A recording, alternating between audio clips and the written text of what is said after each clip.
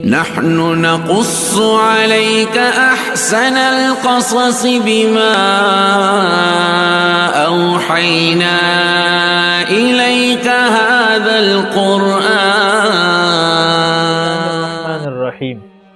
یو ملګری ته پوښتنه وکړو چې یو سړی ته د شپې احتلام وشو او سار د نه هیر وو د سحر مونږ وکړو بیا د کشان د غرمې مونږ د مازیګری مونږ د ماخام او د ماسوتنی مونږونه وکړل بیا د ماسوتن مونږ نه پس د ترایات شو چې ما ته خو د شپې احتلام شو نو آیا اوس دغه 15 مونږونه ادا شوی دي او کنه د دې قضا ضروری ده نو کله چې دته علم یقیني او چې او دا احتلام ماته د شپې نشوي دي نو بدی صورت کې د 15 وانه منځونه ندی ادا شوي دا به غسل وکړي او دغه 15 وانه منځونو قضای براګرځي البته کو یو انسان ته احتلام وشي او همدک کشان دته 3 ورځې پس پتو لګي یا 4 ورځې پس پته ولګي دا چې ماته احتلام شوي دي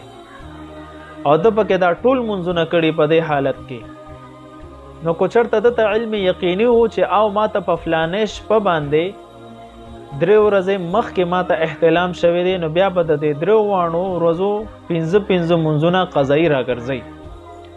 او کو چرته دته دا پته نه چې په کوم شپه کې ماته احتلام شوی دی د ټیم تعین دته بالکل معلوم نه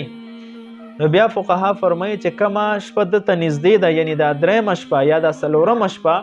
د دک شپې نه بزان دا احتلام والا حالت فرض کی او د دک ورځې منځونه به قضا راوګرځي او کم چې د دینه مخکې شپې 2-3 تیر شوي دي هغه منځونه به د ادا شي مجموع الفتاوی کې دا تفصیل موجود دی. السلام.